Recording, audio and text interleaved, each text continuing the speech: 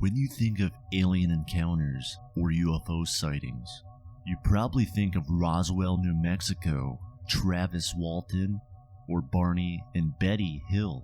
But did you know the East Coast is home to its own Roswell, and a potential UFO crash and government cover-up, all happening in a small town south of Pittsburgh, and it is now the home of a yearly UFO festival.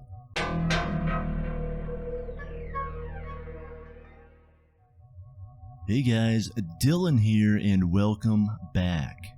On today's episode, we're going to visit a town in my home state, and a story that has sparked the interest of many locals, including renowned UFOologist Stan Gordon.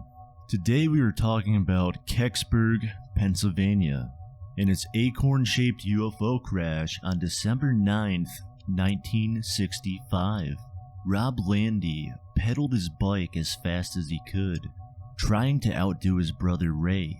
Whether Ray knew it or not, they were in a race, and Rob wasn't going to let him win again. With his head down, Rob put as much strength as he could with each additional pedal that he performed. Rob finally looked over his shoulder and he grinned, now seeing how far of a distance he had put between himself and his brother. Rob slammed down on the rear brake of his bicycle, sending himself and it sliding across the pavement, leaving a dark black streak of burnt rubber. Ray glided up next to Rob, hitting his brake just as hard, but he lacked the momentum Rob had found in his bike. Instead, he jolted to a stop, standing himself straight up. "What was that all about?" Ray laughed as he questioned Rob. Rob was speechless. His head was now tilted back and his eyes glared at the sky. "What are you looking at?" Ray once again questioned his brother. I don't know, just look," Rob finally spoke, using his arm and finger as a guide as he followed the object, tracing the sky. Rob Landy and his brother Ray would later give statements describing what they saw soaring across the sky of Kecksburg, Pennsylvania, on December 9th, 1965. Rob stated, "You knew what an airplane looked like. You knew what a helicopter looked like. And that didn't look like anything we had ever seen before. And the angle that it was coming in, you knew it had to hit the ground." His brother Ray would state, "We were riding up the road and we just happened to look up into the sky. We saw this thing coming over the top of the trees. It just glided right across the sky, like across the horizon of the trees. We were just, in awe, and as we watched it, then it disappeared and we ran." Though these two Kecksburg boys might have been the first to see this flying object, they were not the last. Only a few miles down the road, another local boy by the name of Randy Overly played in a creek bed at some point shortly after Rob and Ray's sighting. Randy heard a deep hissing noise that startled him, breaking his concentration. Instantly, Randy jolted his head in the direction of the noise, and like the others, his new focus was found on the sky above him. He watched as this object flew faster than a small plane, no more than 200 feet above his head, in his direction. Luckily for Randy, this object continued to soar, missing himself completely. By the time this object glided above the kelp farm, it had shifted into what Nevin and Nadine Kelp would describe as a ball of fire. While they played outside, they watched it fly over their family's farm and crash into a wooded ravine no more than half a mile away. It was something that they had never seen prior or would ever see again after this night. Frances Kelp hollered for her children, Nevin and Nadine, to come inside for dinner, and as they all joined around the dinner table, an emergency broadcast could be heard, explaining of a downed airplane that crashed in Kecksburg. Nevin and Nadine listened intensely to this broadcast, and without giving it time to finish, both children, in unison, began to speak in panic. As they tried to explain their sighting, their voices only rose. Frances could read her children like a book, Seeing the expressions on their face, she knew that this much excitement out of her children must mean that whatever they were trying to explain was truthful. But then again, they did have a very active imagination. Finally, Frances let out a voice bigger than her two children, telling them to be quiet. "Now what is it?" she asked. Mom, the plane, it flew over the farm. I think it crashed into the ravine. I saw it. We saw it. Didn't you see it, Mom? The bright light?" Frances blanked out momentarily.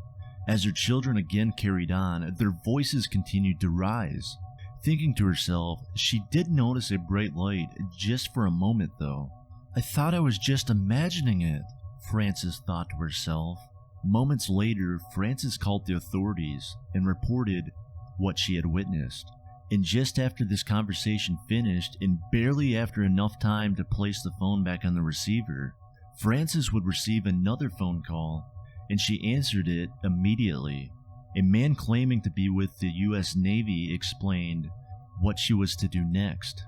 "Watch the surrounding areas and we'll be there shortly." Before Frances had a chance to speak, the line would cut out and the operator's voice could be heard, speaking through the receiver again. Through the window, Frances could see her own driveway being illuminated with flashing lights, and before she knew it, there was a loud knock on the door. This knock made her jump, and her heart skipped a beat. Tonight was growing stranger by the second. When Frances turned the knob on her front door, pulling the door back into herself, it revealed to her a sign of relief. The state troopers were here, but who joined them at this time went on to make her feel uneasy. Joining the state troopers were two unidentified men dressed in black. While Frances led the group in the direction of where she believed the piece of the plane had crashed, the two men in black didn't speak at all. They only observed what was going on and studied Frances thoroughly. While Frances was busy showing state troopers and the men in black around, search parties were being conducted for the downed plane part. A volunteer firefighter, Jim Mayers, led a team of state troopers and 30 volunteers in the direction of the ravine. Jim had noticed from an overlook blue flashing lights in the area of the ravine. He stated that it wasn't searchers down in the woods with flashlights. These were real bright blue lights, like an electric welder. Another volunteer firefighter, James Romansky, was part of a small group that found the aircraft. He could tell immediately that this was not part of an airplane. It didn't even look as if it came from this world. He described what he saw as a humongous metal object, half buried into the ground and possibly 8 foot in circumference and up to 12 feet long. It bared the resemblance of an acorn. He would go on to explain that it had no wings, propellers, or visible motors. There was also no identification on this craft, but what he found at the bottom was completely odd. Across the bottom, on what he described as the bumper portion, included writing that looked similar to Egyptian hieroglyphics. These markings had a mixture of what he had explained as circles, lines, and stars. Romansky and a group of volunteers stood around this object just trying to make sense of what they were seeing, when two men made their way to the crash site, telling Romansky and his men to leave immediately, and that they were now in charge and this was a military operation. The military would shut down the surrounding areas, and no civilian entry was permitted. A local farmhouse of Lillian Hayes would be commandeered and used as a headquarters for this operation.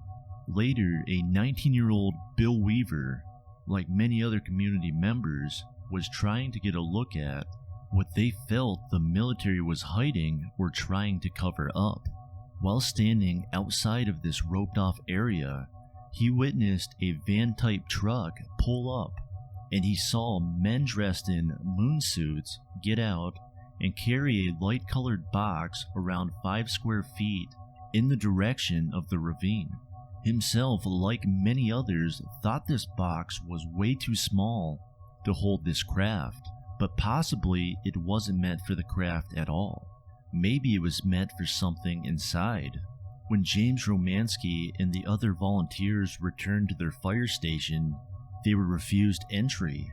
Their station was now being used as a military post. While here, Romansky noticed a covered object that he believes to have been a UFO.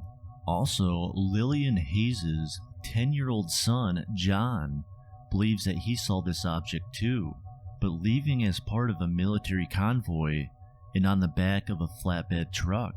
It is unknown what happened to this unidentified flying object after this night, but a handful of theories have sprung up over the years. In this case alone would spark the interest of UFOologist Stan Gordon for years to follow. Stan Gordon believes the government knows exactly what this flying object was, and that the Air Force's official claim that it was more than likely a meteor is completely far-fetched. Stan would state, either 1, we're dealing with some highly advanced space probe, probably a foreign nation, that appears to be very highly technical for what we knew about in 1965, or the possibility exists that we may indeed be dealing with an extraterrestrial spacecraft. That is it for this episode. Thank you so much for listening. Before you go, if you're a fan of unsolved mysteries, the unexplained, and creepy stories, please do me a favor and hit that like button and subscribe. Also, as always, if you have a future story suggestion, please share.